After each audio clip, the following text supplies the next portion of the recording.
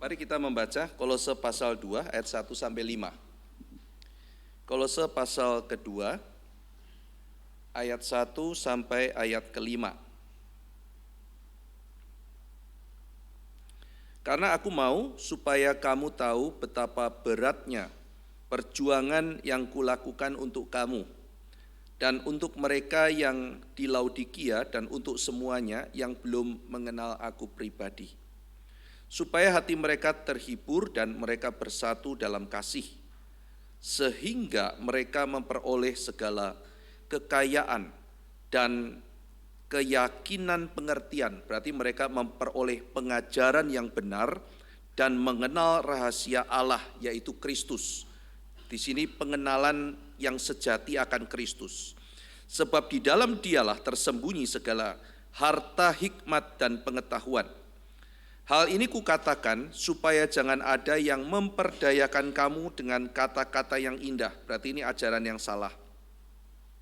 Sebab meskipun aku sendiri tidak ada di antara kamu, tetapi dalam roh aku bersama-sama dengan kamu, dan aku melihat dengan sukacita tertib hidupmu dan keteguhan imanmu dalam Kristus. Berarti kalau ini adalah tipuan kata-kata yang indah atau lidah yang indah, mereka akan tidak tertib hidup dan tercerai-berai iman. Tapi karena mereka bukan mengikut ajaran yang tidak benar, mereka mengikut hikmat dan kekayaan Kristus, maka Paulus bersyukur. Akibatnya ayat 5, hidupnya tertib, imannya teguh. Mari kita berdoa. Bapa dalam surga, kami bersyukur untuk kekayaan hikmat pengetahuan dari Kristus. Dan biarlah ketika kami mengenal Kristus, kami juga ditata sehingga iman kami teguh. Bukan hanya itu saja, tetapi hidup kami menjadi tertib dan boleh memancarkan kemuliaan dan kekayaan Kristus Yesus dalam hidup kami. Terima kasih ya Tuhan, dalam nama Tuhan Yesus kami berdoa. Amin. Nah, saudara sekalian, jadi ajaran sesat tadi saya katakan menghasilkan dua hal. Lidah-lidah yang indah atau pitanologia, kata-kata indah. Lidah-lidah yang merusak itu menghasilkan hidup yang tidak tertib, menghasilkan iman yang kacau atau iman yang tidak teguh. Maka di sini Paulus bersyukur karena kamu terima ajaran benar, bersyukur hidupmu tertib, bersyukur imanmu itu teguh, sehingga dengan demikian kamu tidak gampang dirayu. Maka di sini kita melihat ya kalimat yang bagus, argumentasi yang kelihatan meyakinkan, bahkan yang kelihatannya logis, belum tentu itu adalah ajaran yang sehat. Nah, maka dengan demikian diajarkan di bagian lain, misalnya dalam Timotius dan sebagainya, kita harus menjauhi ajaran yang sia-sia. Kita harus menjauhi dongeng dan silsilah yang menghasilkan perbantahan, percekcokan, cara hidup yang tidak tertib. Nah, maka dari hal ini kita melihat ya, ajaran yang sehat itu fondasi dari hidup yang tertib atau hidup yang baik. Dan kalau kita mengikut ajaran yang tidak sehat, maka kita akan mempunyai satu hidup yang tidak tertib. Nanti kita akan melihat contoh dalam kitab suci. Sekali lagi ya, kita melihat bahwa ajaran yang sehat menjadi satu fondasi hidup yang tertib. Sehingga dengan demikian ketika gereja Tuhan punya fondasi iman yang benar, maka dengan demikian menjadi pancarannya adalah hidup jemaatnya itu menjadi tertib. Dengan demikian ketika konflik, percekcokan, simpang siur menghantam gereja, umat Tuhan yang sejati dihindarkan darinya. Nah, sekarang contohnya, bagaimana Paulus memberi contoh orang yang ajarannya tidak benar, hidupnya tidak tertib. Contohnya di Tesalonika. Orang Kristen di Tesalonika memiliki ajaran yang salah mengenai eskatologi, khususnya mengenai urgensi kedatangan Yesus. Yesus akan segera datang, itu amin saudara, itu perkataan Tuhan Yesus. Tetapi implikasi dari kesadaran bahwa Yesus akan datang kedua kalinya itu apa? Nah, ini penting sekali. Kalau saudara tanya kepada para reformator, Luther misalnya, Kalau Yesus besok datang, apa yang kau lakukan Luther? Tanam pohon, kata dia. Menanam pohon itu perlu waktu bahkan mungkin puluhan tahun untuk bisa tumbuh. Tetapi bagi Luther, kalau memang itu harus saya lakukan, meskipun prosesnya panjang dan saya tahu besok Yesus mau datang, tetap saya akan lakukan. Nah, jadi diajarkan kita untuk tidak menunda apa yang baik yang harus kita lakukan sekarang, meskipun kita tahu Yesus akan segera datang. Nah, tetapi berbeda dengan orang-orang di Tesalonika. Mereka percaya Yesus akan segera datang, implikasinya mereka tidak mau kerja. Buat apa kerja? Yesus mau datang kok. Lalu mereka fokus kepada apa? Fokus kepada hal yang baik, fokus pada pemberitaan Injil. Ini terjadi saudara pada beberapa kelompok Kristen. Mungkin saudara pernah dengar, ada kelompok-kelompok gereja Kristen diajarkan Yesus itu mau segera datang. Lalu kemudian setelah dikatakan Yesus segera datang, maka pendeta-pendetanya itu tidak masuk sekolah teologi. Ngapain kamu masuk sekolah teologi? Kamu masuk sekolah teologi belum penginjilan, Yesus sudah datang katanya. Maka pendeta-pendetanya itu asal saja pokoknya memberitakan Injil. Daripada saya masuk sekolah teologi, nanti lulus Yesus akan datang, maka saya cepat-cepat tanpa belajar memberitakan Injil. Celakanya sudah masuk ke ladang bertahun-tahun, mereka harusnya sudah doktor kali ya gitu ya. Yesus belum datang. Karena tidak ada seorang pun yang bisa meramalkan kapan Yesus datang. Itu adalah kehendak mutlak dari Tuhan. Tapi ketika Tuhan mengatakan saya segera datang, kita harus taat, kita harus percaya. Dan di situ kita harus bertindak sesuai dengan apa yang menjadi tanggung jawab kita. Tapi mereka tidak mau bertanggung jawab. Nah, mereka mau memberitakan Injil, mereka tidak mau bertanggung jawab, dan mereka tidak mau kerja, saudara. Nah, ini yang celaka. Ini di Tesalonika. Yesus mau datang, saya mau PI, pergi memberitakan Injil. Kerja enggak mau. Lah kalau enggak kerja mereka makan bagaimana? Ya minta toh. Banyak orang Kristen baik kok. Lah kan orang Kristen lain harus ada yang kerja dong saudara, baru bisa makan mereka. Ya, jadi mereka pikir saya enggak mau kerja. Kenapa? Karena Yesus mau segera datang. Teologinya benar enggak? Benar. Yesus sendiri mengatakan hal itu. Aku segera datang. Tetapi implikasinya enggak mau kerja. Enggak mau kerja gimana makan? Minta. Orang Kristen kan baik-baik, apalagi di dalam tradisi waktu itu, kalau misalnya saya tidak ada makan, paling tidak saya minta makan sama tetangga, tidak bakal kelaparan. Saudara yang tinggal di desa, masa sih kita sampai mati lapar? Masa kita nggak bisa minta nasi sama tetangga kita? Nah jadi di dalam komunitas yang guyup, maka tidak mungkin kita kelaparan. Apalagi kota di saat itu ya, di mana orang Kristen banyak melakukan hospitality. Abraham, bapak orang percaya, membuka pintu kasih makan orang kok. Maka di Tesalonika, orang tuh pergi ke kota lain, lalu nginep di situ saudara. Ada orang Kristen tok, saya memberitakan Injil, oh buka pintunya, silakan masuk. Nah ini di Manado masih ada saudara, tradisi seperti ini. Saya mungkin pernah cerita, kami tinggal di Modo Inding, ketika KKR regional, mungkin saudara nanti di Makassar kan juga begitu.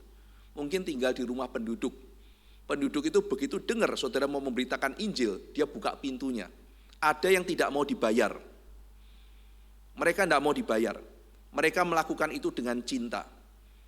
Pada waktu saya bilang kepada Pak Victor ya, itu suami dari seorang jemaat di sini, Pak, kita kayaknya harus bayar. Orang banyak begini makan 3 hari, habis berapa kita? Minimal kita mungkin habis 500.000 loh, meskipun di desa murah. Kita kasih berapa ya Pak Ivan? Mungkin kita perlu kasih 750.000. Kita sekitar mungkin 8 orang apa 6 orang saya lupa tinggal di situ. Kasih kepada dia. Baik Pak. Terus setelah perpisahan doa bersama, Pak Victor kasih amplop, kasih ke orangnya. Orangnya bilang apa? Cinta itu tidak boleh dibayar.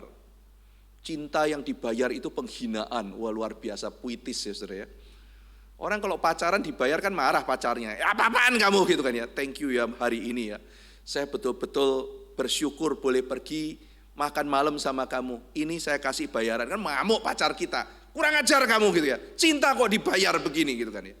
Nah sama dia mengucapkan kalimat cinta kok dibayar. Pak Ivan, kalau cinta dibayar namanya bukan cinta. Yang kedua, saya namanya persembahan kok dibayar. Namanya mempersembahkan kok. Saya ini mau persembahan kepada Tuhanku Pak Ivan. Jangan kamu bayar. Aku jadi bisnis nanti. Kalau kamu bayar, aku kan bisnis penginapan. Lah aku ini mau melayani Tuhan kok. Lah mendengar kalimat itu saya mengatakan stop. Kenapa begitu? Karena mereka mau mempraktekkan hospitality. Mereka punya konsep dari Alkitab. Mereka bilang begitu. Ketika ada orang memberitakan Injil Yesus Kristus, dia berkata gitu. Kami diajarkan nenek moyang. Buka pintu rumahmu. Sambut mereka. Nah ini ajaran Alkitab yang diselewengkan orang di Tesalonika, saudara. Mereka sih tinggal di situ. Saya tinggal di sana 3 hari pulang loh saudara. Kalau misalnya keberatan kami mau bayar. Tapi tuan rumah itu menunjukkan kemurahan hati. Nah bayangkan kalau orang tinggal setengah tahun saudara. Itu namanya kan aji mumpung. Iya kan? Jadi itu sebabnya kalau saudara melihat ya, saya pernah membaca ada dokumen-dokumen di zaman-zaman kekristenan awal, itu ada berisi bijaksana kalau ada penginjil nginep, dibilang tidak boleh lama-lama, maksimal berapa bulan gitu ya. Jadi misalnya, kamu mau apa? Mau memberitakan Injil, oke boleh nginep, maksimal itu mungkin 1 atau 2 bulan. Habis itu mesti pergi keluar. Nanti kalau tidak bisa diusir saudara. Kayaknya aku kerasan di sini gitu ya. Mungkin angkat aku jadi anakmu gitu kan ya. Celaka kayak begini. Nah ini enggak tertib saudara. Maka kan ada ayat dari Paulus yang mengatakan kan, yang tidak bekerja jangan makan. Nah, kenapa ayat itu muncul? Karena mereka tidak tertib hidupnya. Mereka meminta-minta belas kasihan dari orang lain atas nama mereka melakukan untuk Tuhan. Mereka tidak mempunyai tertib hidup. Mereka tidak mau bertanggung jawab. Mereka akhirnya memperalat kebaikan hati orang lain. Sehingga orang lain mungkin susah hati dengan keberadaan mereka. Nah jadi ajaran yang baik menghasilkan iman yang kuat, tapi juga menghasilkan hidup yang tertib. Apa itu tertib hidup? Tertib hidup itu adalah kumpulan kebiasaan baik yang berasal dari ajaran yang sehat.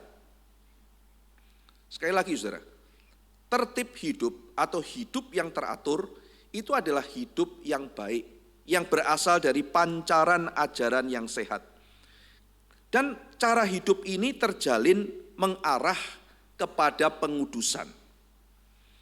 Nah, jadi saudara-saudara sekalian, termasuk di sini bagian dari kebiasaan yang baik termasuk tertib hidup. Disiplin termasuk tertib hidup. Dan disiplin, tertib hidup, kebiasaan-kebiasaan baik itu mengarah kepada pengudusan atau sanctification. Lalu kalau saudara tanya, Pak, kalau begitu, apakah semua tertib hidup pengudusan?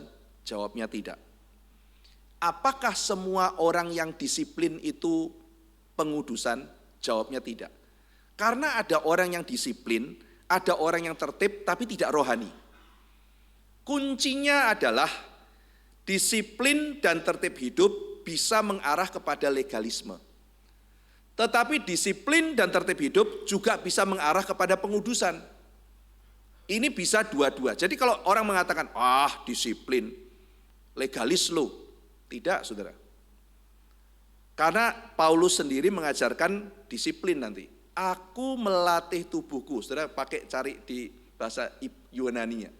Aku mendisiplin tubuhku. Aku melatih sepenuhnya. Jadi Paulus juga mendisiplin tubuhnya loh. Dia mengatur hidupnya. Jadi itu bukan sesuatu yang bertentangan dengan kitab suci. Atlet itu, kata kitab Ibrani, melatih dirinya, mengarahkan pandangannya kepada satu titik. Itu bicara mengenai disiplin hidup loh Bapak Ibu sekalian dan saudara sekalian. Jadi disiplin itu tidak bertentangan dengan kitab suci. Jadi kalau orang mengatakan disiplin itu legalis, itu tidak benar. Tetapi disiplin bisa legalis. Memang betul. Contohnya apa? Orang Farisi itu kurang disiplin apa saudara? Banyak orang Kristen tidak disiplin perpuluhan kan? Tapi orang Farisi mengatakan apa? Saya disiplin perpuluhan. Tidak ada yang saya curi. Tapi meskipun orang Farisi disiplin perpuluhan, disiplin beribadah, disiplin puasa, disiplin banyak hal. Yesus Kristus mengatakan, kamu tidak kudus. Karena yang kelihatan luar itu bersih, dalammu busuk. Berarti ada disiplin yang sifatnya legalis. Ada tertib hidup yang tidak rohani. Tetapi ada tertib hidup dan ada disiplin yang mengarah kepada perombakan hati. Orang disiplin membaca firman Tuhan karena rindu bertumbuh. Itu kan baik, saudara. Orang mendisiplin diri untuk beribadah. Untuk supaya dia boleh mau rindu memuliakan Tuhan. Itu adalah sesuatu yang sangat indah. Dia mendisiplin hidupnya untuk apa? Untuk belajar satu skill yang dia mau pakai untuk pelayanan. Maka itu adalah sesuatu yang indah. Maka disiplin bisa menjadi sarana pengudusan. Tertib hidup bisa menjadi sarana pengudusan.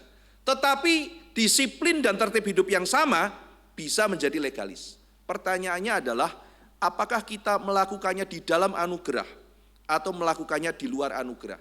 Melakukannya demi dan di dalam Kristus atau di luar Kristus? Tetapi ketika kita mengatakan saya tidak butuh disiplin, sudah tentu kita meremehkan dosa. Nanti kita akan belajar mengapa kita perlu disiplin dan perlu tertib hidup. Kita meremehkan dosa, saudara sekalian, karena ternyata disiplin tidak bersifat otomatis. Hati manusia di dalam kitab suci itu punya 3 aspek. Ketika Alkitab bicara hati, seringkali yang disasar adalah pikiran. Satu kata, yaitu kata hati, itu bisa mempunyai pengertian yang berbeda-beda dalam kitab suci. Maka hati bisa mewakili 3 komponen di dalam tradisi Kristen klasik. Hati mempunyai aspek pikiran. Misalnya saudara ngomong sama orang lain ya, saya sama dia sudah gak sehati. Maksudnya itu kan pikirannya udah gak sama kan saudara. Saya udah gak sehati sama dia. Bukan maksudnya apa, sudah gak cinta ya, bukan begitu gitu kan ya. Saya udah gak sehati sama dia. Tapi kalau ada orang mengatakan, dia memberikan hatinya kepada pria itu. Maksudnya memberikan cintanya, ini perasaan. Bukan dia sudah memberikan hatinya, dia sudah memberikan pikirannya. Tidak begitu, saudara. Ini bicara perasaan. Dia sudah memberikan hatinya, dia menerimanya dan juga memberikan hatinya. Ini berarti cinta, perasaan. Tetapi ada orang mengatakan begini, jangan kecil hati. Kecil pikiran. Kecil cinta. Enggak, saudara. Jangan kecil hati. Maksudnya apa? Ini bicara mengenai will, mengenai keberanian. Alkitab mengatakan di depan bahaya itu hatinya meleleh. Apa? Gak bisa mikir. Cintanya hilang. Enggak, saudara. Takut. Nah, ini bicara mengenai will. Jadi hati bisa pikiran, hati bisa perasaan, hati bisa will. Dan ini 3 hal dalam kitab suci saling mempengaruhi. Pikiranmu dipengaruhi perasaan. Perasaanmu dipengaruhi pikiran. Tidak pernah bisa terpisah. Bisa dibedakan, bisa prioritas, tetapi tidak pernah bisa dipisahkan. Demikian juga manusia punya will. Nah, tetapi dosa membuat semuanya itu tidak otomatis. Dosa membuat apa yang kita pikirkan sama apa yang kita rasakan seringkali itu menjadi terpisah. Nah, maka orang mengatakan saya tidak butuh disiplin, itu meremehkan dosa. Dia pikir kalau dia sudah setuju sesuatu, maka perasaannya akan seperti itu dan otomatis will-nya akan seperti itu. Padahal enggak. Siapa di sini yang setuju? Yang setuju ya. Alkitab firman Tuhan. Coba tunjuk tangan. Kita mayoritas orang reform percaya Alkitab firman Tuhan. Enggak percaya saudara firman Tuhannya apa gitu kan ya. Yang kedua, siapa yang setuju firman Tuhan sangat berguna bagi kita? Coba tunjuk tangan. Sangat berguna bagi kita. Oke. Terus kemudian kalau ditanya, siapa yang merasa, perasaan ya, bahwa kalau kita tidak mengerti firman Tuhan, kita gampang diombang-ambingkan. Coba tunjuk tangan. Oke, mayoritas setuju itu. Pertanyaan selanjutnya, siapa di sini yang membaca firman Tuhan setiap hari? Mulai sedikit saudara. Apakah dengan saudara tidak membaca firman Tuhan setiap hari, berarti saudara tidak setuju atau tidak merasa? Sudah mulai melihat ya, kenapa kita perlu disiplin ya? Karena apa yang saudara setujui dan apa yang saudara rasakan itu baik, tidak otomatis saudara lakukan. Siapa yang setuju? Semua orang harus tepat waktu. Tadi sudah disinggung sama Dr. Diana. Mesti tepat waktu, apa segala macam. Pak Cipto ajarkan begitu. Semua setuju. Jangankan setuju tepat waktu. Saudara mungkin mengatakan kalau perlu 30 menit sebelumnya datang lebih baik gitu kan. Merasa itu penting enggak? Merasa sangat penting. Itu sesuatu disiplin yang kebiasaan yang sangat baik. Siapa yang sering telat? Nanti angkat tangan juga itu. Kenapa saudara? Karena apa yang dipikirkan sama apa yang dirasakan seringkali terpisah dengan apa yang menjadi kehendak. Ini tercantum dalam Roma pasal 7. Dalam Roma pasal 7, Paulus mengatakan, bukan apa yang kuingini aku lakukan. Berarti yang diingini adalah sesuatu yang disetujui. Yang diingini adalah sesuatu yang dia anggap itu baik. Tetapi yang sebaliknya yang aku lakukan. Apa yang tidak aku inginkan, itu yang kulakukan. Nah ini menggambarkan pergulatan manusia yang paling fundamental di dalam Roma pasal 7. Bahwa kita ini adalah ciptaan baru, tetapi fakta bahwa kita itu masih terikat dalam manusia lama, membuatkan pergumulan akan dosa itu tetap dialami, bahkan ketika kita sudah dilahirbarukan oleh Roh Kudus. Itu fakta. Nah itu sebabnya, karena kita itu ngerti, dan kita merasa, tapi kita tidak otomatis, maka kita perlu yang namanya disiplin. Kita perlu disiplin. Disiplin itu bukan karena kita tidak merasa, wah saya kalau misalnya disiplin artinya menghina Tuhan, pekerjaan Tuhan. Tidak. Disiplin bukan legalis. Disiplin adalah kesadaran bahwa saya ini lemah, bahwa saya ini terpecah, bahwa dosa itu serius. Itu sebabnya maka saya perlu mengerjakan keselamatan saya. Itu adalah perintah Tuhan. Dalam pengertian maka saya diberikan mandat oleh Tuhan. Diberikan mandat oleh Tuhan untuk boleh bekerja dengan sungguh-sungguh. Sehingga apa yang saya percaya boleh saya hidupi. Nah itu sebabnya kita perlu tertib hidup. Dengan cara adalah membangun disiplin. Dan termasuk adalah disiplin membangun kebiasaan yang baik. Disinilah letak disiplin. Kalau kita bertanya, di mana letak disiplin dengan anugerah? Kita bisa melakukan disiplin dalam anugerah, itu pun karena Tuhan membuka kesadaran akan hal itu. Saya tahu saya diberikan anugerah, saya tahu saya lemah, saya tahu doktrin dosa. Itu sebabnya saya perlu disiplin, saya perlu menata hidup, karena saya tidak bisa mempunyai kekuatan mental dan kekuatan kehendak sekuat itu. Saya manusia berdosa. Maka dalam tradisi Yunani ada istilah namanya akrasia, weakness of will. Kita ini memiliki kehendak yang sangat lemah. Saudara, kalau dalam filsafatnya Heidegger ada yang istilah namanya stimung. Manusia itu emosinya naik turun. Siapa di sini yang hormon kesenangannya itu sangat tinggi sehingga setiap saat itu selalu ceria? Ya, jadi sangat ceria, bahagia kemanapun gitu ya. Bangun pagi itu udah bahagia banget. Pergi ke kantor tuh sangat bahagia, merasa udah gak sabar banget ke kantor gitu ya. Yang pelajar gitu ya, kalau mau ujian tuh udah gak sabar banget, asik ujian gitu ya. Jadi kalau kuliah tuh rasanya menanti-nanti, terus ketemu Pak dosen, kamu tuh bagaikan oase di padang gurun kehidupan hidupku, padang pasir kehidupanku gitu ya. Aku tak sabar menanti engkau gitu. Saudara, fakta menunjukkan apa yang luar biasa. Kalau kita sudah biasa, ya jadi biasa. Saya dulu waktu kuliah filsafat, saudara. Setahun pertama itu matrikulasi. 1 tahun pertama. Jadi belum kuliah harus matrikulasi dulu kira-kira 48 SKS selama setahun. Kami ikuti itu. Wah teman-teman itu yang ambil kuliah filsafat itu rajin-rajinnya minta ampun. Teman saya mengatakan, Jakarta itu gersang dan keras. Di tempat ini aku menemukan perhentian intelektual. Kalau ada libur itu di grup udah pada geger. Kapan masuk ya, udah nggak sabar aku gitu ya. Menarik teman-teman saya itu ya. Dan waktu berjalan saudara, selesai matrikulasi, kita diuji lagi, ada yang langsung lolos, ada yang diuji lagi, masuk kepada kuliah. Tahun pertama, masuk tahun kedua, lalu suatu ketika saya masih ingat itu, Prof. Magnis Suseno bilang gini, kita sekarang ini ya, mesti ada hal yang mendadak sekali, saya minta maaf, kata Prof. Magnis, meskipun sudah ditetapkan, tapi saya harus ke Vatikan kira-kira 2 minggu lagi. Jadi itu sebabnya kuliah 2 minggu lagi ditiadakan. Apa yang terjadi saudara?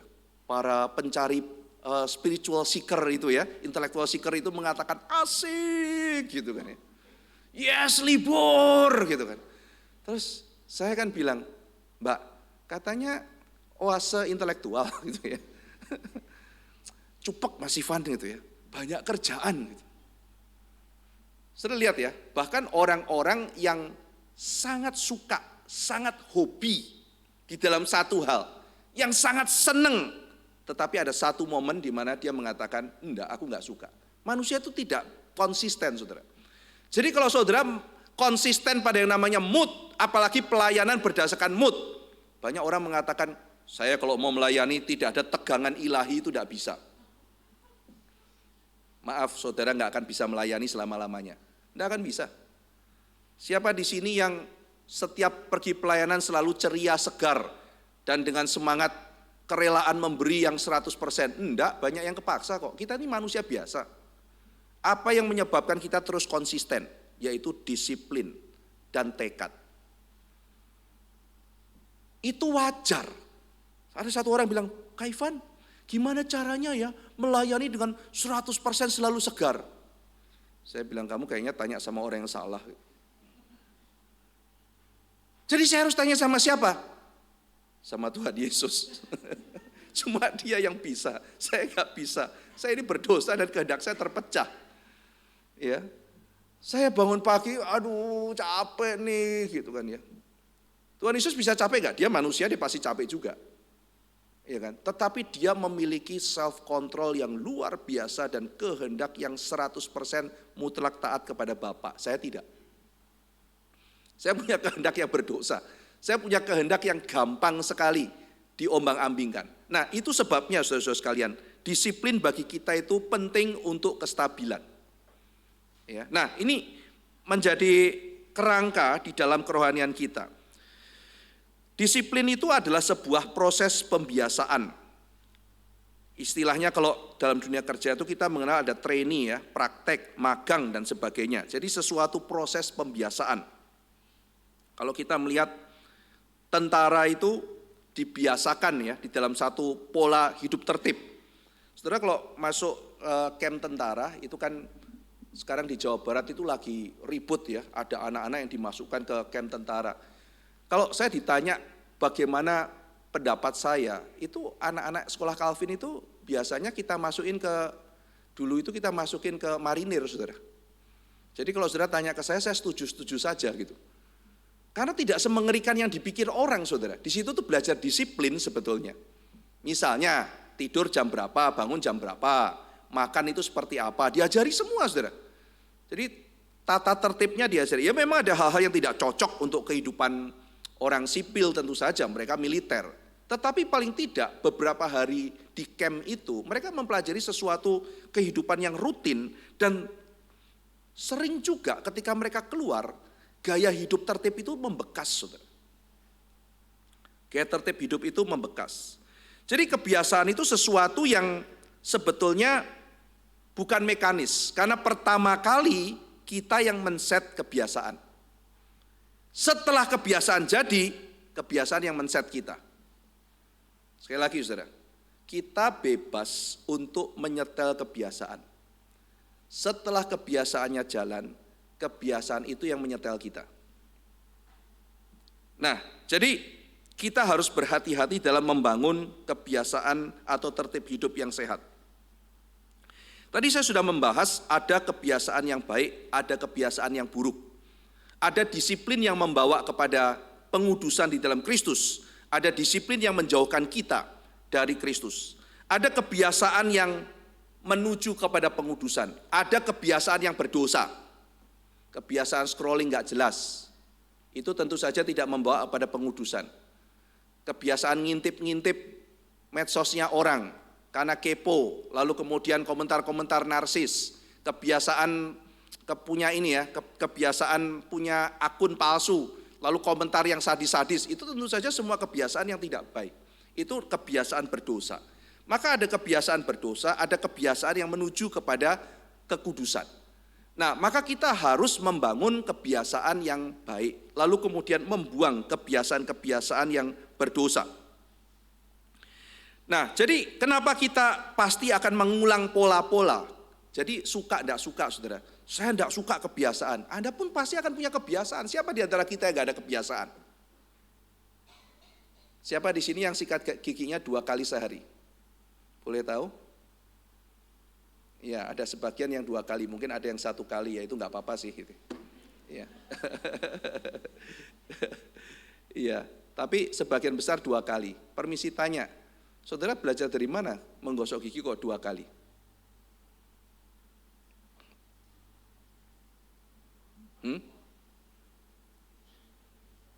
Siapa yang ngajari menggosok gigi 2 kali? Iklan pasta gigi.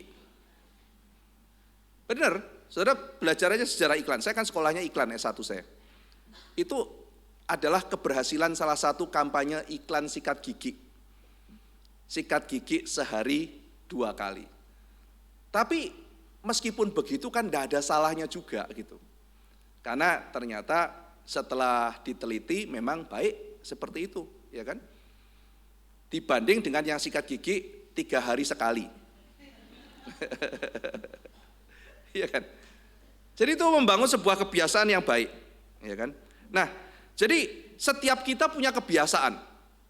Kebiasaan tidur jam berapa? Kebiasaan bangun jam berapa? Kebiasaan minum kopinya seperti apa? Setiap kita suka tidak suka ada kebiasaannya. Karena kita makhluk yang punya pola, tetapi jarang di antara kita yang menyadari kebiasaan saya itu produktif tidak produktif, membangun tidak membangun, membawa pengudusan atau menghancurkan saya. Jarang ada yang mengawasi. Lalu kemudian kalau menyadari bahwa kebiasaannya itu membawa kepada hal yang buruk, maka kemudian bagaimana membuat disiplin untuk mematikan kebiasaan itu, membuat kebiasaan baru, itu jarang ada yang pikirkan begitu. Pokoknya mekanis saja. Sekali sudah ada kebiasaan, dibiarin begitu saja. Lalu pakai slogan, inilah aku seperti ini. Itu yang celaka, saudara. Maka kita harus mengingat, kita ini bukan hidup sendirian. Roh Kudus itu bertata atas hidup kita. Saya percaya, saudara, sekuat apapun kebiasaan buruk itu mengikat kita. Kalau Roh Kudus memberikan kebebasan, kita akan diberikan kekuatan untuk menyusun kebiasaan yang baru di dalam Dia. Dengan bersandar pada Tuhan, dengan doa, dengan kita mulai mendisiplin hidup kita memulai sebuah kebiasaan yang baru. Nah, jadi dalam teorinya Pierre Bourdieu, ini orang Prancis ya, dia mengatakan kehidupan ini sebetulnya 3 hal paling penting. Yang pertama, kamu harus mengenali di arena mana kamu hidup. Yang kedua, di dalam arena itu ada 2 faktor yang penting. Yang pertama adalah habitus, yang kedua adalah kapital.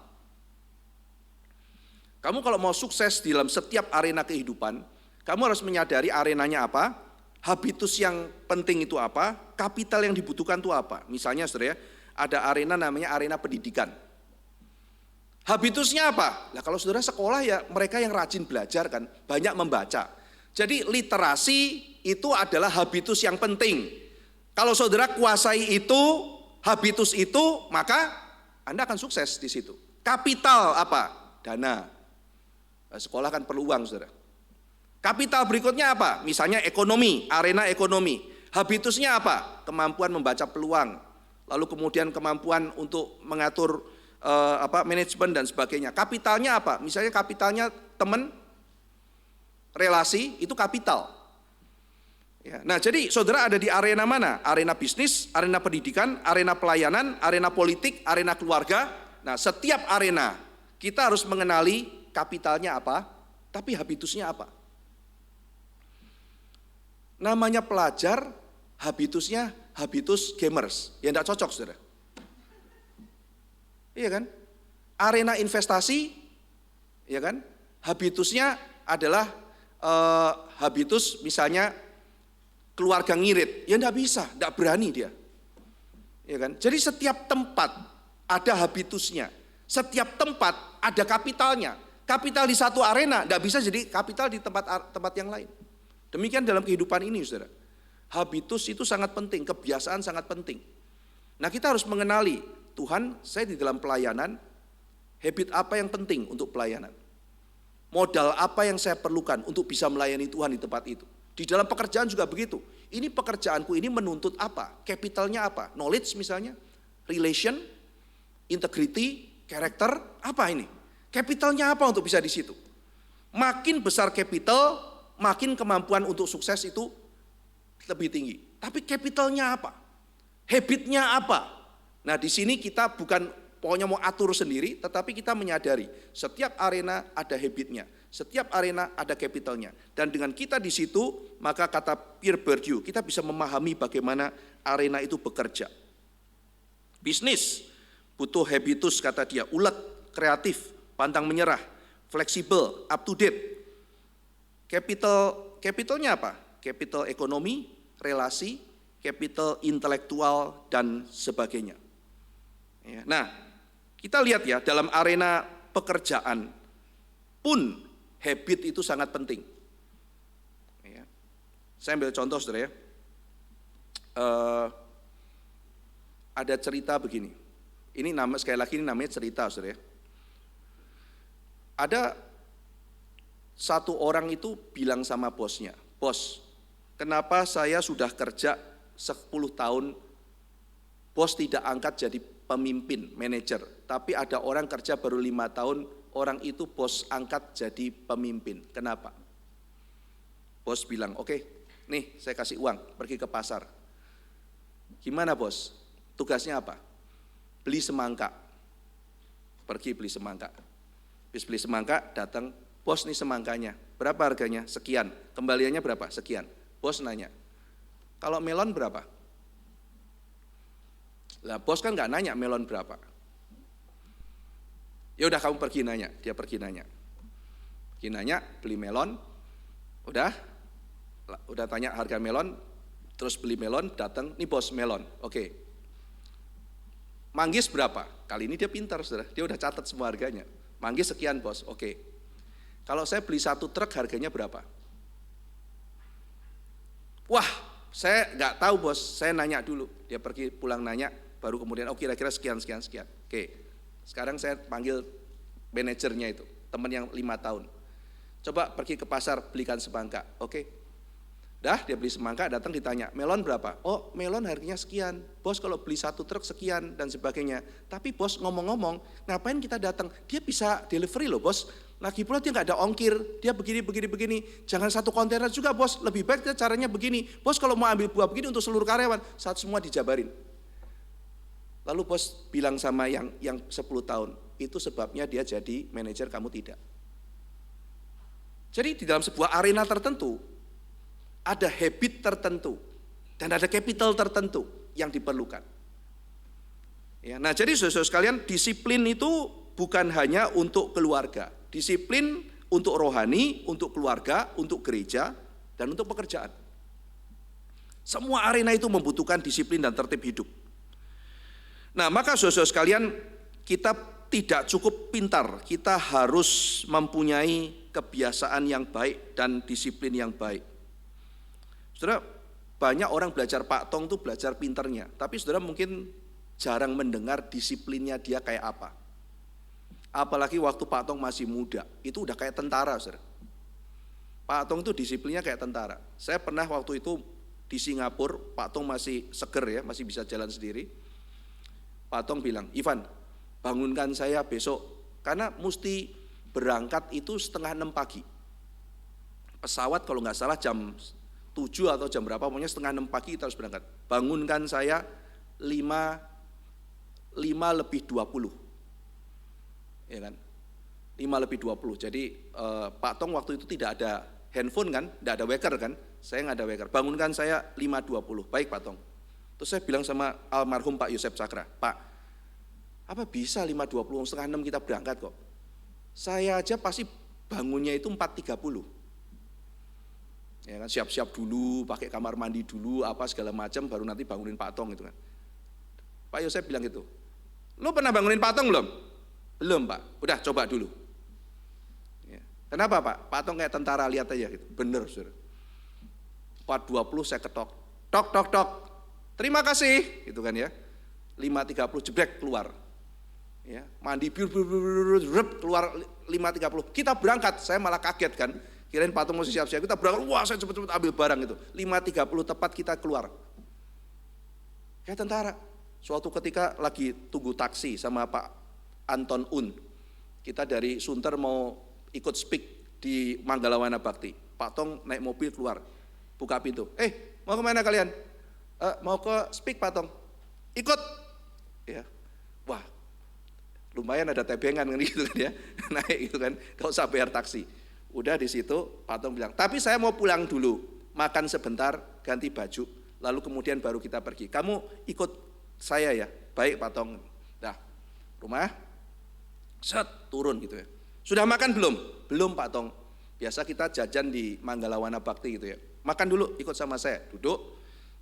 Terus anaknya Pak Tong satu, Rebecca bilang, Pak mau ikut, oke duduk makan.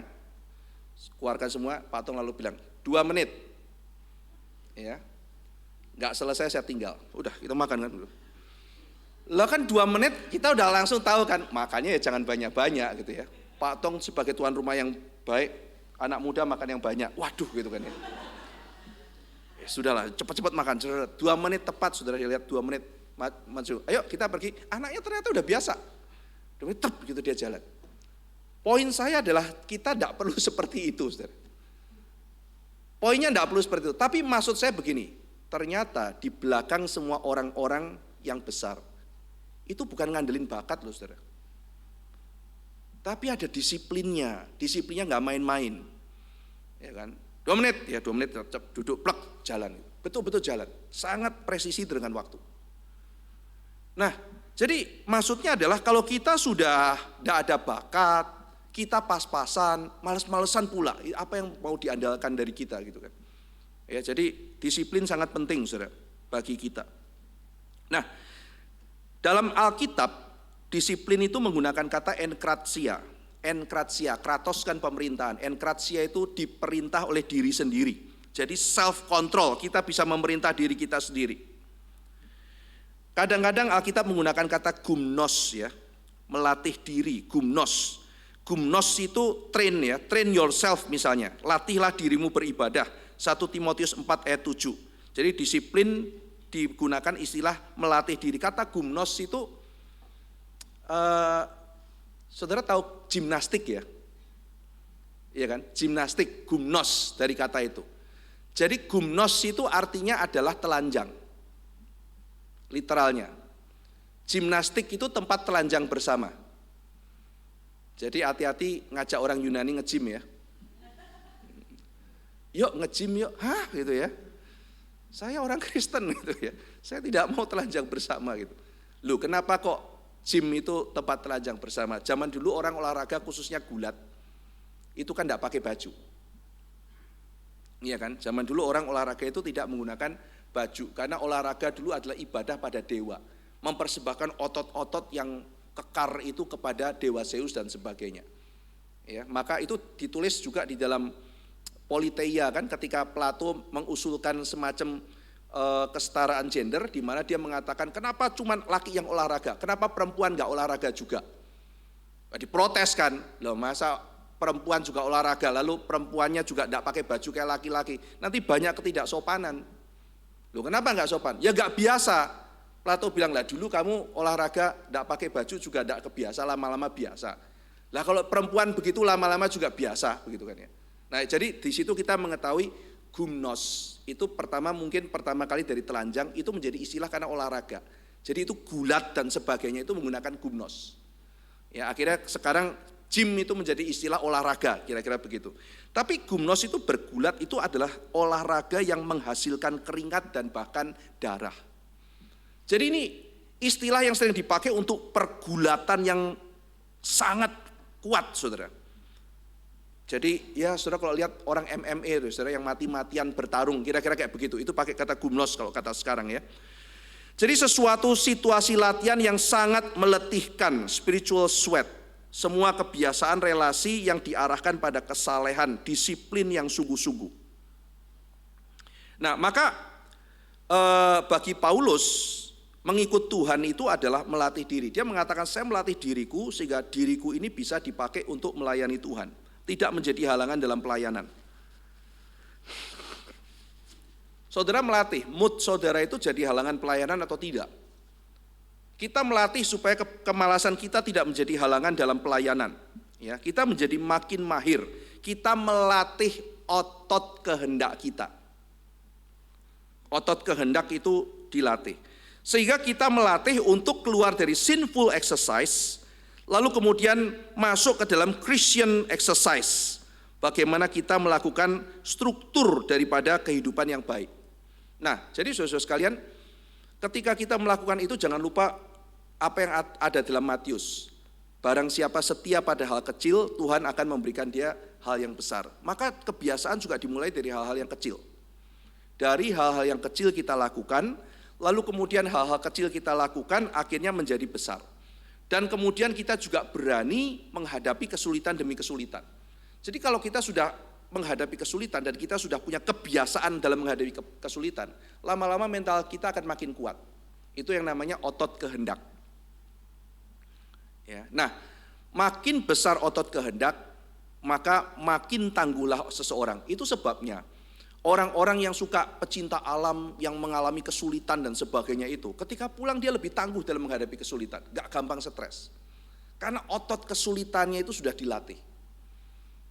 Saya satu lift sama satu orang jemaat gitu ya, terus ngobrol-ngobrol ya. Secara cepat orangnya bilang, mau cerai Pak. Kan kaget gitu kan ya, ngobrol hahaha tiba-tiba saya mau cerai. Diapakan kamu? Ya kan saya nanya langsung kan, diapakan kamu? Dihina, dipukul, tidak. Dinafkahi, iya. Terus alasan cerainya, saya merasa tersinggung dan terhina. Hah? Terus gitu aja? Iya. Dia hina saya selesai. Saya sudah tidak kuat. Wow, gitu ya. Saya tuh ngurut dada gitu ya, terus kemudian dia keluar gitu, doakan saya ya Pak ya. Mau didoakan apa ya gitu ya. Kok kayak begini ya gitu. Saya mendengar cerita orang-orang dulu, suaminya selingkuh, dia berdoa kepada Tuhan, disakiti hatinya, sampai suaminya tuh kembali pada Tuhan. Lah kok ceritanya, aku dihina, aku tersinggung, saya quit, saya tidak sanggup gitu. Saudara bisa bayangkan ya, otot kehendaknya itu sudah tidak ada kekuatan untuk menanggung kesulitan. Mungkin buat kita saudara ya, itu lucu, karena mungkin saudara bisa lebih tahan. Tapi faktanya adalah ada orang yang sama sekali tidak mau melatih disiplinnya dia. Sehingga otot kehendaknya sangat lemah. Kesulitan sedikit dia nggak tahan. Saya baru tahu ada orang mau cerai gara-gara saya dihina, saya tersinggung. Ya, pasangan saya ngomong kalimat yang menyakiti hati saya. Sudah, saya quit aja. Kok bisa kayak begitu? Ya. Nah, tetapi ada orang yang, Pak doakan saya tidak dicintai suami saya. Ada loh yang kayak begitu. Saya dibeginikan suami saya, tapi saya tidak akan menyerah. Saya berdoa pada Tuhan. Suatu hari Tuhan ubah hatinya. Ada orang yang seperti itu. Nah, itu tentu saja tidak muncul begitu saja. Tuhan juga melatih dia dalam situasi, dia juga mendisiplin hidupnya, lalu kemudian dia minta kekuatan Tuhan sehingga akhirnya dia makin kuat kehendaknya. Nah, saudara-saudara sekalian, itu sebabnya maka kita perlu memikirkan juga struktur apa yang kita buat untuk membentengi hidup kita. Sehingga pada waktu kehendak kita itu sudah ambrol, maka kita itu dijaga yang namanya kebiasaan yang baik. Dan kebiasaan yang baik membutuhkan lingkungan yang baik. Termasuk lingkungan yang baik itu komunitas yang baik, saudara. Sehingga dengan komunitas yang baik, saudara bisa menjalankan kehidupan yang baik. Saya ambil contoh, saudara. Saya kalau di Surabaya akan jauh lebih bisa olahraga ketimbang saya di Jakarta. Iya kan? Lingkungan itu membedakan, saudara. Saya di Surabaya sama di Jakarta, saya akan lebih gampang olahraga di sini. Iya. Kenapa, saudara? Kalau saya olahraga di sini, pagi-pagi saya keluar, tidak ada yang kenal kan? Saya begitu keluar dari RMCI, mau keliling satu putaran aja, itu 10 kali kasih hai ke satpam, ke jemaat, dan sebagainya. Saya kemudian mengatakan, saya akan pergi ke Ancol. Ya kan? Saya bayar tiket berlangganan, saudara. Saya pergi ke Ancol. Begitu ke Ancol gitu ya, lagi jalan gitu ya, ketemu rombongan penatua. Weh Pak Ivan, kebetulan ini ada yang mau diinjili. Wah celaka ini kan ya, mau olahraga kok jadi penginjilan gitu kan ya. Weh Pak Ivan tuh begini. Terus jalan lagi sampai di ujung, kira-kira ketemu 4 jemaat. Terus saya bilang, udah capek lah, udah saya minum kopi aja, ada Starbucks di situ, saya duduk. Jemaat bilang, Pak Ivan kenal saya gitu kan ya. Waduh, gitu, saya adiknya ini gitu kan ya. Nggak bisa olahraga nih begini caranya begitu kan ya. Ya karena kan lingkungannya di situ, saudara, jemaatnya. Jadi pada kenal gitu ya. Nah kalau misalnya lingkungan tertentu itu memungkinkan sebuah kebiasaan bisa jalan, bisa enggak. Gitu. Ya. Nah, jadi dengan demikian kita perlu membangun disiplin sehingga pada waktu kita malesnya keluar, tapi komunitas menjaga kita. Saya kan pernah bilang ya, saudara yang ikut jadi panitia, jadi pengurus, itu kan lingkungan memaksa, ya kan? Coba saudara telat, sudah telepon sama dokter Diana kan? Ingat loh, kita ini mesti disiplin loh, kan ada yang ngingetin gitu. Sehingga akhirnya lingkungannya memaksa apa saudara? Ya sudahlah aku datang gitu. Ya. Ya. Aku kayaknya pilek nih, masa pilek aja nggak datang gitu. Ada paksaan dari komunitas saudara gitu ya. Kadang-kadang itu bisa menghancurkan tapi juga bisa membangun. Ya. Sehingga dengan demikian kita ikut. Saya sendiri saudara, saya memaksa diri dengan berbagai struktur yang ada. Karena manusia itu lemah. Ya, misalnya, saya udah umumkan apa pagi tadi saudara. Saya minggu depan akan eksposisi Abraham. Permisi tanya, kalau saya tidak seperti itu, apakah saya akan baca kira-kira 30 jurnal tentang Abraham? Saya nggak akan lakukan itu saudara. Ya, karena aku sudah ada stok khotbah Abraham yang sebelumnya. Tapi ketika mau khotbah eksposisi dan menantang diri, saya pun harus belajar sesuatu. Sebelum diberikan pada jemaat, saya pun harus belajar sesuatu untuk saya berikan. Maka itu menantang diri kita. Jadi saya men-challenge dengan satu struktur. Ya kan? Misalnya saya bilang, oke, saya mau di satu tempat baru. Saya akan bicara mengenai PB ini. Itu mau tidak mau memaksa saya. Memaksa yang berguna buat saya, bermanfaat buat jemaat. Nah demikian juga saudara-saudara sekalian, pilihlah tempat yang bisa mendorong kamu mendisiplin hidupmu. Karena tentu saja, ya misalnya saya ambil contoh gini, saudara kalau disuruh olahraga sendiri sama ikut klub, kira-kira saudara akan lebih rajin mana? Iya kan? Anak saya itu loh saudara, waktu habis COVID kan berhenti latihan. Anak saya itu dari umur 5 tahun saya ikutkan wushu. Waktu COVID berhenti. Terus dia bilang apa? Nanti latihan sendiri papa gitu ya. Latihan sendiri, kan sudah tahu jurus-jurusnya. Latihan sendiri bertahun-tahun tidak pernah dilatih sendiri. Ya. Karena selalu ada alasannya, pelajaran sekolah, pelajaran ini, les yang lain dan sebagainya gitu ya. Maka saya mengatakan, oke, struktur lagi. Ya kan? Mulai minggu depan masuk lagi. Begitu masuk lagi, happy-happy juga. Kamu latihan gimana? Oke gitu ya. Jadi ketika ikut, oke. Ketika mau masuk, berat. Kadang-kadang males. Sampai tempat situ, happy juga. Itulah namanya struktur. Itulah namanya habit. Itulah namanya disiplin. Jadi mulai sekarang, kalau saudara mengatakan, Pak, aku nggak mood, gimana caranya melayani selalu mood? Buang itu. Ada saatnya mood, ada saatnya tidak mood. Tetapi apapun yang terjadi, apakah kita bisa konsisten? Pertanyaannya begitu. Ya, nunggu ceria terus, nunggu mood terus sampai kapan? Gak akan terjadi. Tetapi kalau itu benar, mari kita lakukan. Dan berdoa, ketika kita melakukan, sukacita itu Tuhan tambahkan. dengan tidak habis-habisnya. Kita ini darah, kita ini daging, kita ini lemah. Mari kita minta kekuatan dari Tuhan. Oke, sampai di sini kita buka tanya jawab. Silakan kalau ada yang mau tanya. Panitia bisa sediakan mic ya untuk yang mau tanya jawab. Silakan bagi saudara yang mau tanya.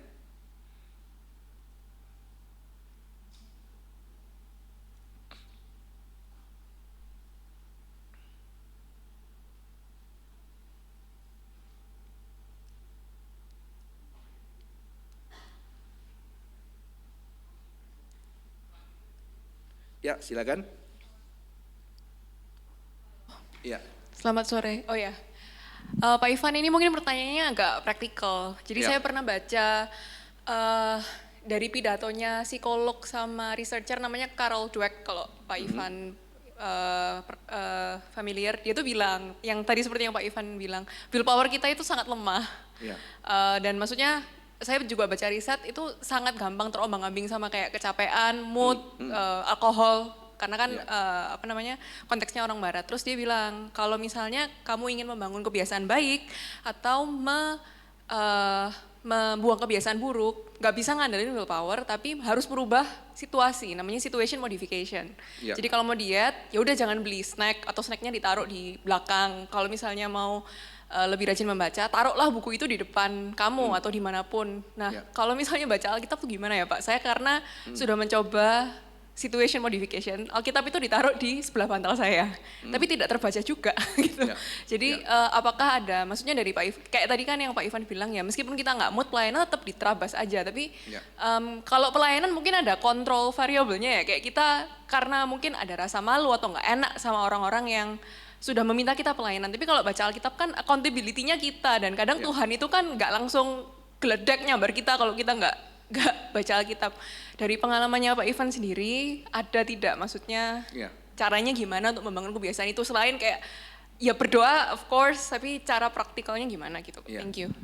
Mungkin kamu baca bukunya Charles Duhigg, Power Habit.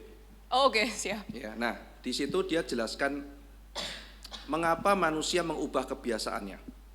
Jadi dia menjelaskan 3 patron bagaimana manusia berubah kebiasaan, dan salah satunya adalah manusia mengubah kebiasaan karena dia merasa nikmat. Oh, habit loop itu ya Pak? Jadi pertama, kenapa manusia kebiasa untuk melakukan sesuatu? Ini kan kita meneliti misalnya ya, misalnya begini, orang dipaksa sikat gigi. Tapi kalau sikat gigi itu pengalaman tidak enak sama sekali, orang juga tidak mau sikat gigi, punya habit. Nah di situ dia menciptakan, saudara perhatikan ya, ketika saudara menggosok gigi, odol yang mahal itu busanya banyak apa sedikit? Deterjennya? Sedikit loh saudara. Itu sensasi semriwing atau biasa saja? Biasa saja. Saya pernah kok saudara anjurkan dokter beli yang mahal itu, saya beli. Ndak rasa semriwing, odolnya rak kroso gitu ya, deterjennya ndak ada. Tapi kalau odol yang murah, sudah sensasinya semriwing, lalu kemudian busanya buahnya mantep. Itu adalah kenikmatan psikologis. Maka orang suka mengulang itu. Belum iming-iming, kalau ketemu sama pacar, dia tidak pingsan. Nah jadi itu semua adalah secara psikologis membangun kenikmatan. Jangan lupa ya, hanya kebiasaan saja, tetapi tidak membangun kenikmatan. Itu sama aja dengan tadi, itu willpower tanpa kenikmatan. Bukan hanya sekedar hal-hal kecil-kecil, tapi kalau kenikmatannya nggak dapat, itu siksaan. Nah dalam hal ini, membaca Alkitab, misalnya begini, kamu membaca Alkitab tapi kamu tidak dapat apa-apa dari pembacaan Alkitab, itu yang menyiksa. Ubah apanya? Mungkin kamu perlu ubah buku yang mendampingi kamu baca Alkitab. Mungkin kamu dari saat teduh atau renungan harian, terus kemudian sudah cukup gitu kan ya. Mungkin bagi orang tertentu itu kan membantu sekali. Tapi kan kadang-kadang saya perlu kurang lebih mendalam. Apanya? Oh mungkin kamu perlu yang lebih devosional. Matthew Henry mungkin membantu kamu. Atau mungkin kamu yang lebih teknikal, komentari-komentari yang lebih teknikal mungkin membantu kamu, sehingga kamu mendapatkan sesuatu. Mungkin kamu yang lebih suka model-model apa, yang MacArthur study Bible, beliau sudah barusan almarhum ya, berapa hari yang lalu. Mungkin bisa menolong kamu lebih suka gayanya MacArthur, kamu bisa baca itu. Sehingga ketika kamu membaca, kamu juga mendapatkan sesuatu. Ya kan? Baru ditambah yang kecil-kecil, bangun tidur ada di samping dan sebagainya, itu kan habit yang membangun. Tapi intinya adalah mengulangnya itu loh, pengulangannya itu. Ya, jadi menemukan keindahan di dalam hal itu juga tidak kalah pentingnya. Nah, karena ketika kita bisa menemukan keindahan rohani dari sesuatu, maka gini, menjauhi godaan itu lebih gampang kalau kita bisa menemukan kesenangan yang baru. Dibanding dengan menolak yang lama, gini misalnya ya, kita itu sudah kenyang makan di rumah. Teman kita tawari, ini pizza enak loh, tidak peduli gitu. Ini babi hong enak loh, tidak peduli, aku kenyang gitu.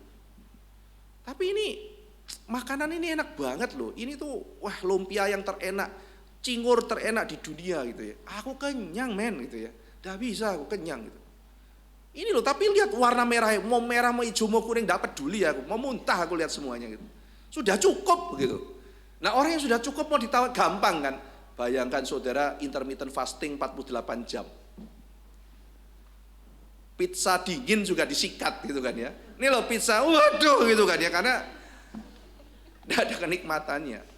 Coba sama keluarga puas. Sama istrinya dia puas, dia bahagia, bisa bersyukur atas apa yang Tuhan berikan. Mau dikasih apa orang seksi kayak apa juga tidak peduli, aku kenyang kok, aku cukup kok. Iya kan? Kalau dia sudah bisa berpuas dengan harta yang Tuhan berikan, dikasih tawaran buat korupsi, enggak. Karena bagi aku bukan itu kok, aku bisa cukup kok dengan apa yang ada. Aku bersuka cita kok, justru kalau aku ambil hancur nanti reputasiku, hancur pelayananku, hancur keluargaku, kasihan anak istriku. Demikian juga dalam kehidupan ini. Kalau kita bisa menemukan sesuatu yang baik dan kita juga menemukan kesenangan yang indah, gampang menolak godaan. Iya kan? Nah, jadi termasuk membiasa ini bicara mengenai kebiasaan adiksi dan sebagainya ya. Itu selain menolak juga mencari kesenangan yang baik di dalam Tuhan. Itu tugas kita. Ada lagi? Silakan pertanyaan. Ya. Oh itu. Benarkah pernyataan perubahan kebiasaan yang paling tulus pada diri seseorang seringkali tidak lahir dari tekanan atau rasa takut, melainkan dari perasaan dicintai dan diterima sepenuhnya?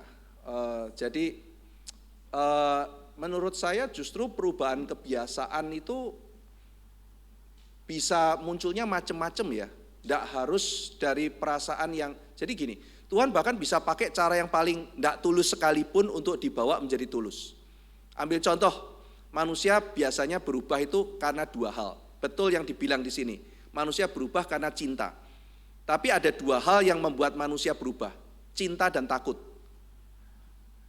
Ya, jadi sebelum masuk paragraf kedua ya, manusia itu berubah karena cinta dan takut. Saya pernah ada di YouTube ya, habit lalu kemudian takut, cinta, dan perubahan. Itu bagaimana orang Kristen membaca modifikasi perilaku dari behavioral psychology. Jadi saya membaca psikologi dari perspektif iman Kristen. Cinta, takut, dan perubahan perilaku.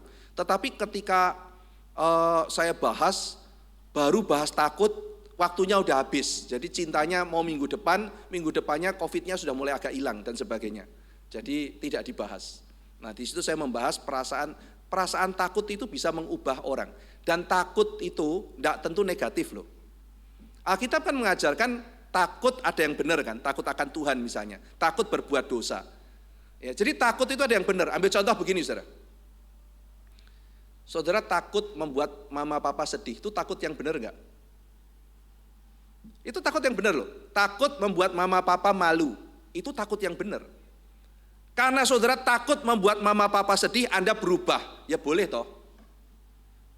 Karena di belakang takut itu ada cinta juga. Kenapa takut? Karena Anda cinta papa mama. Kenapa cinta? Ada takut dan sebagainya. Nah itu takut dan cinta sebagai dua sisi mata koin. Ya. Orang yang berani menerobos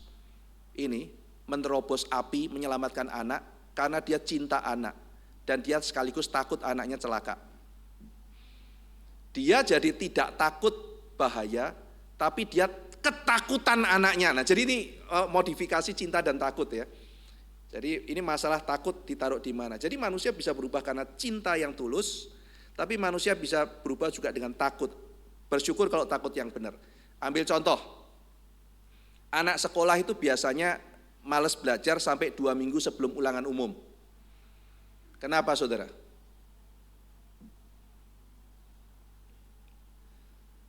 Baru mulai kesadaran eksistensial, kalau gua nggak naik kelas mati gua gitu.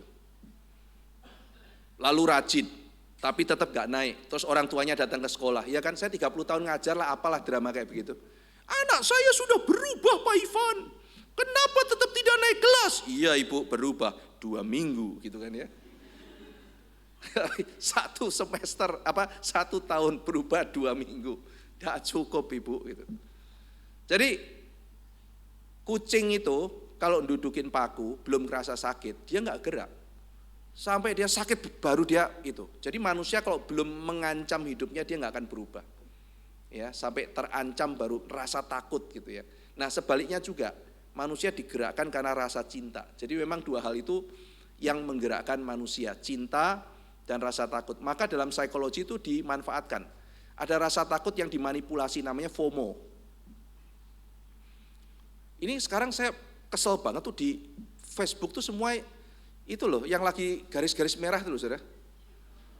Tapi ternyata itu adalah saya baca itu tren itu, ini maksudnya tren apa sih? Itu tren berapa banyak orang melakukan hubungan seksual loh. Ya makanya banyak orang yang FOMO-FOMOan nggak tahu ibu sama anak dikasih garis gitu kan. Itu kan tandanya ibu sama anak intercourse nggak karu-karuan lah gitu kan ya. Tapi pertanyaannya adalah ngapain sih ikut-ikutan kayak begitu? Terus orang ikut-ikutan takut supaya apa? Supaya jangan sampai ketinggalan gitu. Ada takut yang seperti itu. Nah, takut ketinggalan, takut tidak mendapatkan bahagia. Nah, ini dimanfaatkan oleh iklan, industri iklan. Iklan itu menakut-nakuti saudara. Pakai ini, kalau tidak Anda tidak akan bahagia kan begitu kan? Terus pakai itu dideketin sama orang, saudara takut tidak bahagia, maka Anda membeli produk itu. Di dalam marketing, ini psikologi pemasaran ya, di dalam marketing, orang baru beli kalau orang takut. Nah itu sebabnya saya akan ngerti periklanan saudara ya, kadang-kadang itu tergoda loh saudara. Tapi enggak lah, mesti harus seperti apa kembali Tuhan. Saya ambil contoh saudara ya. Mau iklan menakutkan yang agak Kristen. Saya kasih contoh ya saudara ya. Bapak Ibu sekalian, di luar sana anakmu bisa rusak narkoba apa segala macam. Bawa ke sini persekutuan remaja daripada anakmu rusak. Waduh, takut juga kan saudara. Ada benernya kan gitu. Tapi apakah itu yang harus ditekankan itu? Waduh, anakku rusak narkobaan, nggak ada hari depan apa segala macam. Wis tak bawa di persekutuan remaja Geri Kertajaya aja gitu. Itu memanfaatkan ketakutan orang, saudara. Ada benernya nggak? Bener. Tapi kan saya nggak perlu harus tekankan itu berlebihan kan gitu. Kalau itu sebagai salah satu hal ya oke. Tapi apakah mau begitu? Terus takut-takutin jemaat, takut-takutin terus itu. Takut ini, takut itu, takut itu. Saya lebih baik bicara hal yang positif apa adanya, meskipun mungkin kurang greget. Sekali lagi, orang baru bergerak karena takut, ya kan? Kalau saudara nggak begini, hancur hidupmu, habis gereja, terus bangkitkan rasa heroiknya. Kalau bukan kamu siapa lagi di muka bumi ini, pengharapan Surabaya hanya kamu. Waduh, gitu kan ya? Ada bahaya, sayalah penyelamat, juru selamat Surabaya, gitu kan ya? Marketing, enggak lah, ikut Tuhan aja, terserah Tuhan mau gimana. Saya lebih suka begitu, ya kan? Nah itu faktanya begitu karena manusia berubah karena takut, ya atau cinta. Dan saya lebih pilih itu, betul. Orang berubah karena cinta, ya. Karena cinta mengubah dia dan dia cintanya mengubah. Saya ambil contoh, saudara. Ya. Satu orang jemaat salamin saya, terima kasih Pak Ivan. Anak saya sekarang semenjak sekolah di Calvin berubah. Loh, maksudnya kenapa Pak? Dia itu sekarang rajin, tadinya malas-malasan sekolah, sekarang jam 4:30 sudah bangun. Jangan cepat-cepat seneng loh Pak. Diamati dulu kenapa. Saya kan orangnya kan akademik ya saudara, maksudnya bukan sloganik begitu. Tunggu dulu, ada apa nih, diperiksa dulu, jangan cepat senang. Terus akhirnya saya cari data, kenapa anak ini berubah. Dia lagi jatuh cinta Pak Ivan, itu. Dia lagi naksir temennya. Ya kan? Kenapa dia sekarang tidak sabar ke sekolah? Karena dia lagi jatuh cinta. Saya bilang, Pak, mesti memang bersyukur, jangan terlalu cepat senang dulu. Kita tunggu kalau dia patah hati responnya seperti apa gitu. Ya saya kasih tahu, itu lagi jatuh cinta makan. Tapi cinta itu mengubah loh saudara. Saya punya murid tidak suka belajar, terus kemudian naksir satu cewek. Ceweknya bilang gini, aku suka cowok yang pinter. Dan cowoknya mengatakan, mulai sekarang aku akan di perpustakaan. Gitu. Bener loh, nilainya langsung gitu. Cinta mengubah dia, betul. Cinta atau rasa takut, ya. Jadi kalau dibilang cinta mengubah, iya. Tidak lahir dari tekanan rasa takut. Takut bisa mengubah, ya. Bisa mengubah dengan positif juga, dengan tulus juga. Sekali lagi karena tidak semua takut itu adalah buruk. Ada takut yang buruk, tapi ada takut yang benar. Ya. Apakah memaafkan dan menerima semua yang terjadi adalah cara terbaik untuk berdamai dengan diri sendiri? Iya. Memaafkan tentu saja bukan berarti membiarkan. Tetapi memaafkan itu harus, membiarkan tidak. Ya. Kalau kita tidak memaafkan, maka diri kita juga tidak akan meneladani Kristus, bukan? Memaafkan itu bagian dari perjalanan kita. Tetapi yang mungkin harus disadari, memaafkan itu tidak selalu mudah. Memaafkan itu proses. Ada orang yang perlu pendek, ada orang yang perlu bertahun-tahun, bahkan mungkin belasan tahun. Biar prosesnya dituntun oleh Tuhan. Tetapi memaafkan itu adalah sebuah cara yang saya percaya dikehendaki oleh Tuhan. Maka biarlah kita berproses memaafkan. Menerima semua yang terjadi. Tunggu dulu. Maksudnya menerima di sini apa? Ada orang yang pasif, tetapi ada penerimaan yang aktif. Maka membiarkan begitu saja tentu saja tidak benar. Mengurangi efek kejahatan, berusaha untuk melakukan sesuatu yang baik, tentu saja itu yang harus dilakukan. Ya, jadi biarlah kita belajar memaafkan, kita menerima, tetapi juga melakukan sesuatu yang terbaik untuk boleh mengurangi kejahatan. Silakan, ada pertanyaan lagi? Lagi mengenai disiplin. Apakah jika kita setia pada pekerjaan dalam jangka lama, misalnya bekerja di atas 5 tahun itu bisa dikatakan disiplin? Tidak tentu. Iya kan? Tidak tentu juga. Tergantung panggilan kan saudara. Tetapi yang pasti adalah selama 5 tahun bekerja itu apa yang saudara lakukan, nah itu mungkin perlu diperhatikan kan. Selama 5 tahun di sana tapi malas-malasan kan bisa aja saudara itu. 5 tahun ngapain aja di sana gitu. Ya kan, 5 tahun saya kerja konsisten gini, nah, itu mungkin ada disiplin gitu kan. Hanya dengan jangka waktu 5 tahun tidak tentu karena tidak tahu apa yang dilakukan di situ. Ya, yang bisa dikatakan mungkin Anda konsisten, mungkin lebih itu ya, tidak gampang pindah-pindah misalnya kayak begitu. Tapi apakah benar? Tidak tahu, setiap orang punya panggilan beda. Namun jika sering berganti-ganti pekerjaan setiap 2 tahun sekali, atau jika ada peluang ganti pindah kerja, itu bisa dikatakan tidak disiplin. Tidak tentu juga loh, tiap orang lain-lain. Jika memang seperti itu, bagaimana cara mengatasinya? Jika sudah terpola seperti itu, oh ini masalah pola ya. Ya, sekali lagi tanpa mengeneralisasi, ada orang yang lulusannya itu arsitek, kerjanya asuransi. Ya kan dia pasti begitu ada kesempatan mencelok saudara, balik lagi ke arsitek gitu. Ya kan? Lalu dia dari arsitek ke asuransi. Ini ada lowongan lagi nih, di bagian apa? Bagian sipil. Waduh, aku tuh arsitek, tapi kayaknya lebih dekat, 2 tahun dia mencelok ke situ. Terus dibilang lagi, ini ada lowongan di perusahaan arsitek, bagian apa? Bagian drafter. Sudahlah, yang penting masih ada hubungannya sama arsitek. Dia pindah. Sudah pindah, ini diterima lagi nih. Jadi apa? Kali ini jadi desainer, jadi arsiteknya. Wah, saya pindah lagi. Tidak tentu loh, dia tidak konsisten. Ya kan? Setiap orang punya pergumulan masing-masing. Tapi saudara dikit-dikit bosan, ya, disinggung bos pindah. Dikit-dikit bosan pindah, dikit-dikit pindah. Nah, itu yang mungkin perlu untuk belajar disiplin.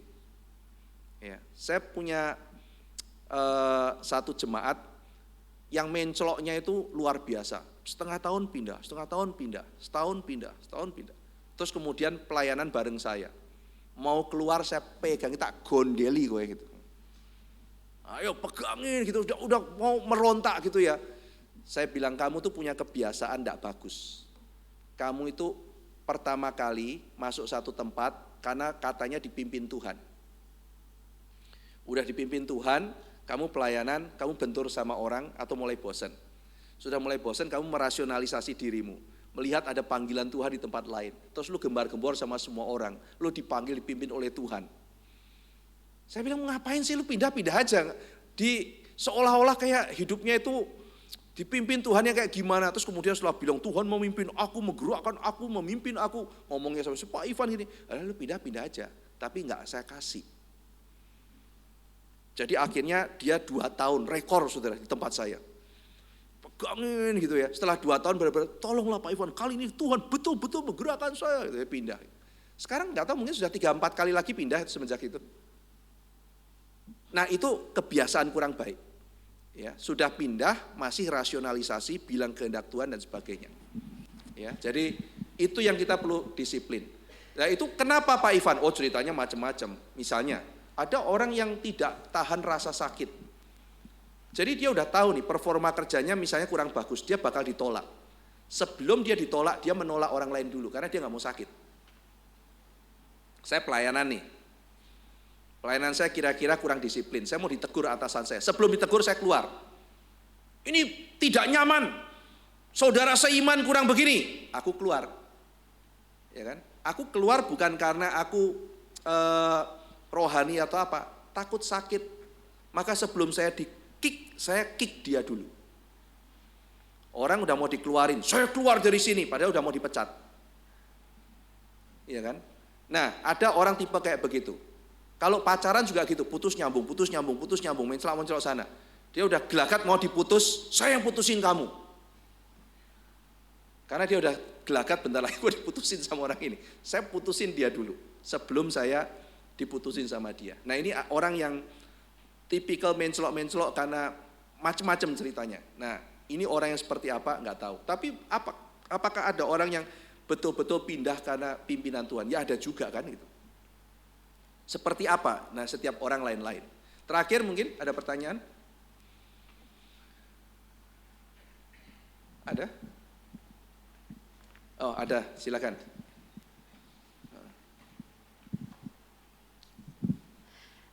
Selamat sore Pak Ivan. Ya. Saya mau tanya, saya sekarang ada pergumulan itu sekarang misalnya kayak doa sebelum makan itu kan juga udah disiplin setiap makan doa, tapi doanya itu sama terus.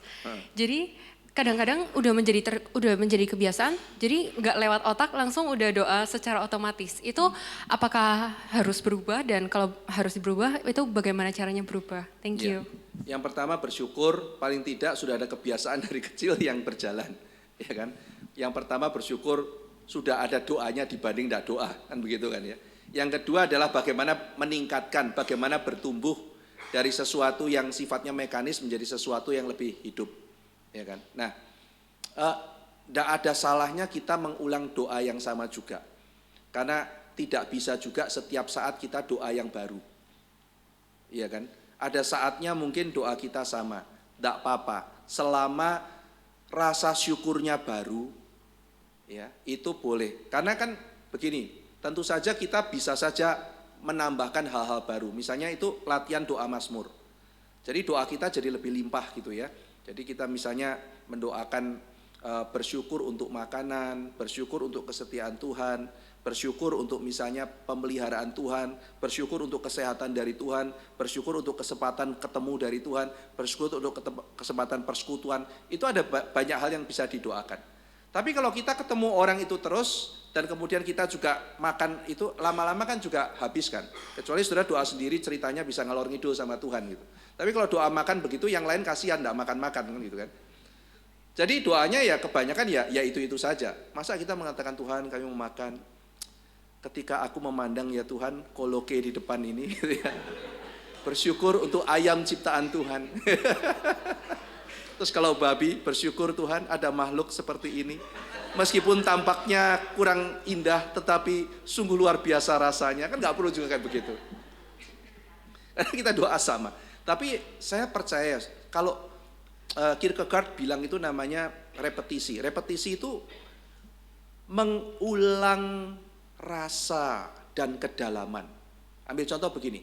Setiap kali kita pengakuan iman rasuli itu sama apa beda? Sama, ya kan? Setiap kali doa berkat, ucapan berkat imam dalam bilangan sama apa beda? Sama, iya kan? Maksudnya apa? Liturgi itu sama setiap minggu. Dan kalau ada geri yang berani mengganti liturginya, biasanya dipanggil tuh sama sinode. Iya kan? Berarti kita mengulang hal yang sama setiap minggu. Ada hal-hal yang bisa sama diulang setiap minggu. Termasuk mungkin kalau doanya kira-kira bisa beda ya oke. Tapi kalau misalnya benar-benar sudah habis, selama ucapan syukurnya itu baru, selama kita itu mendapatkan sesuatu relasi yang baru dengan Tuhan, itu tidak masalah ya. Seperti setiap minggu kita beribadah dan kita mengulang sesuatu yang sama. Ya, kira-kira begitu. Oke, sampai di sini kita tutup dalam doa. Mari kita berdoa. Bapa dalam surga, kami belajar mengenai satu hal yang seringkali kami abaikan, yaitu disiplin. Kami seringkali mendengar bahwa disiplin itu tanda orang Kristen yang tidak bersyukur, yang legalis, yang tidak bersandar pada Roh Kudus. Tetapi kami sudah melihat bahwa disiplin adalah bagian pengajaran dari kitab suci juga. Dan kami melihat bagaimana Paulus mendisiplin tubuhnya, dan sehingga dengan demikian tubuhnya boleh dipakai untuk memuliakan nama Tuhan dan tidak menjadi penghalang dalam pelayanan. Tolong kami yang lemah ini juga ya Tuhan untuk mendisiplin hidup kami, sehingga kami bisa punya struktur kebiasaan yang baik, sehingga kami boleh mengendalikan kehendak kami yang seringkali lemah, boleh taat untuk boleh dipimpin menjadi bagian dari pengudusan kami. Terima kasih ya Tuhan, dalam nama Tuhan Yesus kami berdoa. Amin.